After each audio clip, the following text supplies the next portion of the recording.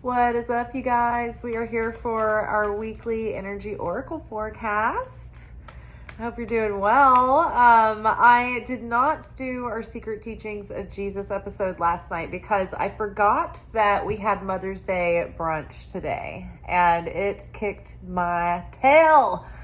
I am so tired, like inflamed, dehydrated, puffy. I wept a bit. I did get to go see my mom this afternoon because I didn't work a double. We don't usually do brunch just once a year. It was so fast paced. It was so ongoing. I was already so tired. So I'm cooked, but we're going to do our energy oracle forecast. And I just thought, man, I've got to get up at 6 a.m. I'm not going to do our Secret Teachings of Jesus video because that usually puts me in bed around 3 on those nights, sometimes 4. So I thought it best to go to bed. And boy, did it take every ounce of energy that I had today. So all right, let's see what we have in store for the week. This is like our energy forecast for the week ahead. It's like the energy in the air, the spiritual themes. We have air. I wonder if Mercury is doing something significant this week. I know that, oh my God, I knew there was something significant with Mercury this week. So our weekly messages almost always align with the Torah portions of the week and the weekly energy in accordance to Kabbalah. I always find this out by like Tuesday because that's when I finally get to get caught up and like listen to my podcasts that I enjoy that the Kabbalah Center puts out. And one of them is the weekly energy boost. And I think they might release it on Sunday, or I feel like I always see it on Monday when it comes up on YouTube. But you can find it on the Kabbalah Center YouTube channel. And then like David Guillaume is my other teacher originally from the Kabbalah Center. He does the podcast, and I can't remember his might come out on Mondays too. But he usually does some kind of commentary on the week.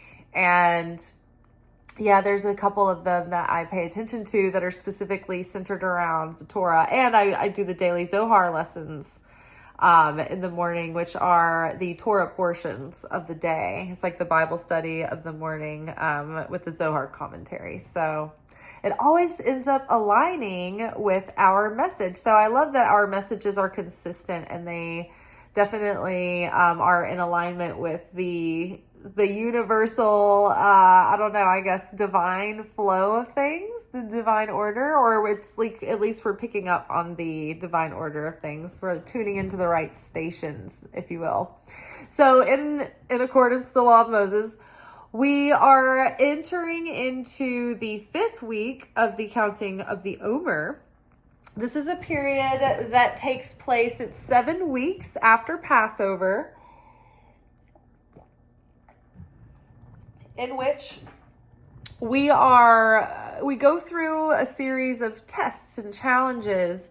Each week is centered and focused in accordance with one of the dimensions of our soul, one of the dimensions of the expression of the light of the Creator. And so last week we were in the expression and portion associated with Venus, entitled Netzach. And this was all about victory and perseverance and inspiration and creativity and all those things that you would think of as like Venus-y.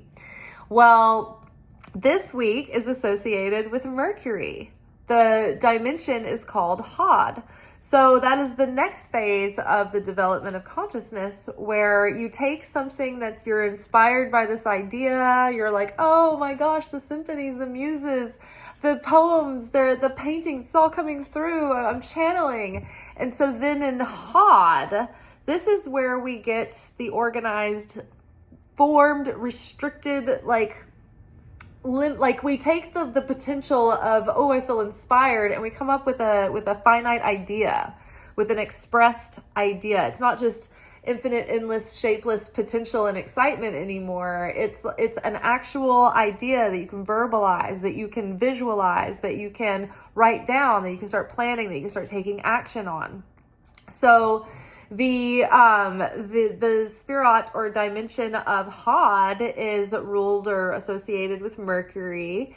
And this is about the inquisitive student, the speaking, communication, messages, getting ideas across. It's intellectual thinking. It's mathematics. It's the organization of the thoughts, put into order and taken action on. So this is really cool that this came up first.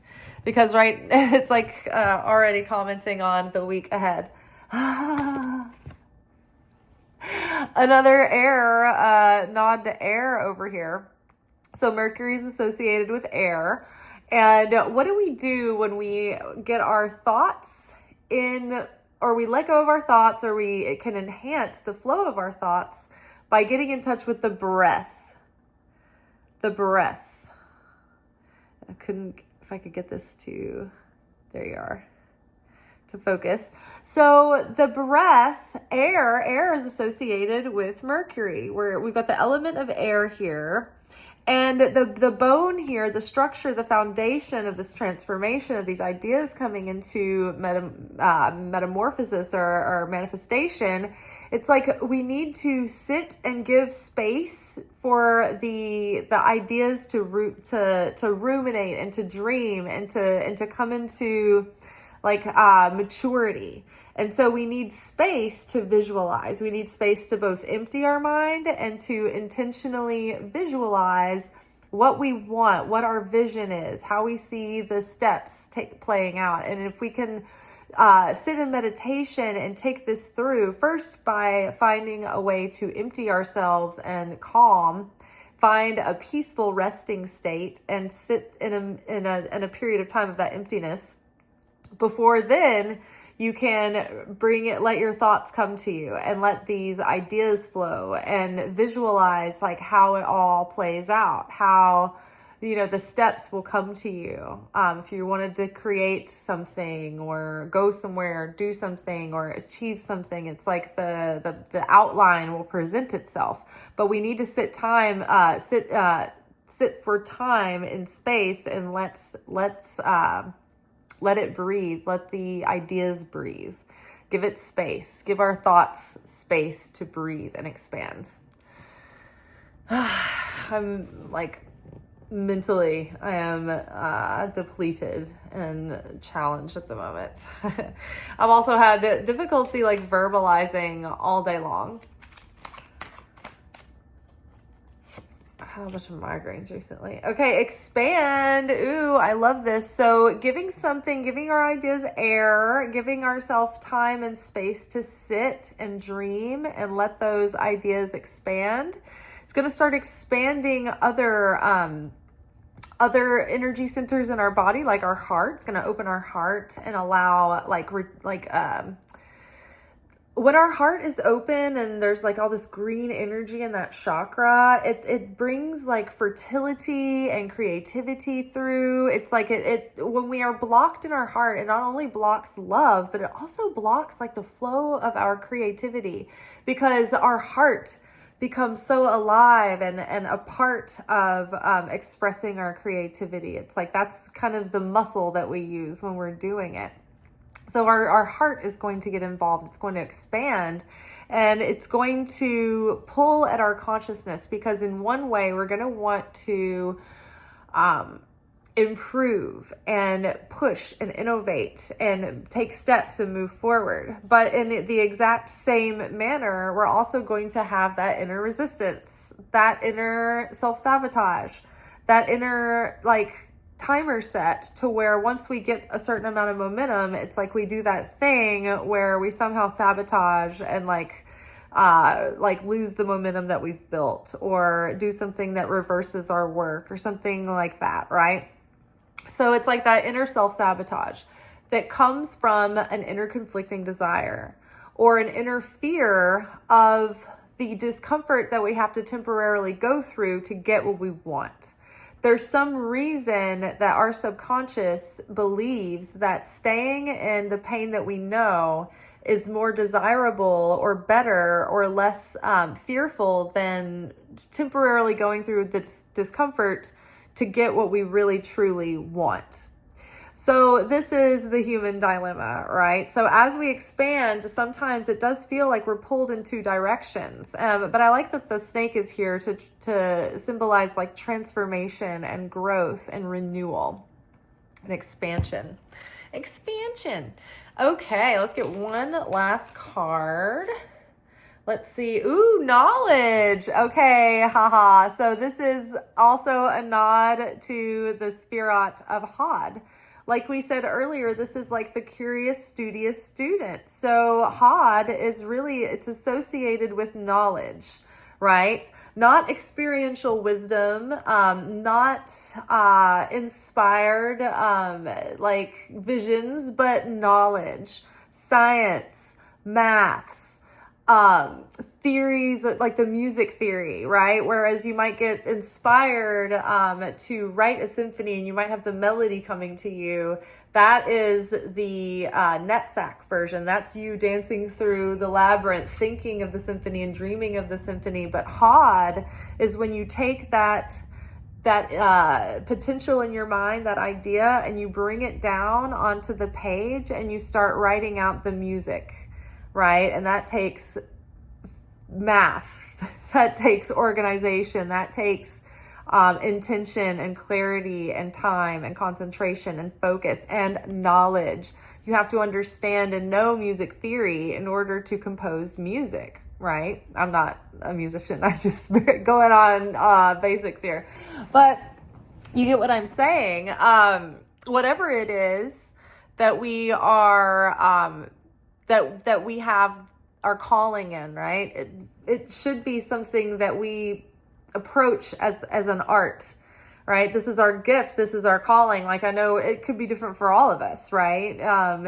For some it might be gardening and keeping bees and doing things for the environment. For some, it could be literally making art in some medium or form. For others, it can be homemaking and making that experience, magical. Maybe you're a designer, maybe you're you start businesses, maybe you're whatever it is, right? You create and you do something that's your thing. Our sole purpose in this life is more oriented around like how we can manage to relate to the other people around us in life. It's the emotional work, it's the spiritual work, it's the soul progression and awakening, and it's really boils down to, okay, have we done enough work on ourselves where we can attempt the golden rule with each other, treating others as we want to be treated? It all boils down to really that. How do we learn how to be truly a higher, more elevated, sharing soul? And then other things are also part of the package, right? You might have certain gifts or talents that you've come to share with the world, and you might have like some mission around it or feel like it's a calling for you. But our purpose and our calling, I think, are separate. So say like your calling, right? You need to delve deeply into the knowledge surrounding whatever that calling is. And that will be highlighted in some way for you, particularly personally this week, because that's the issues that we're dealing with. Our relationship to knowledge and our desire for the pursuit of knowledge. How do you develop your ideas once you get them and give them space to breathe in order to expand them? What do you need? You need to do research and development.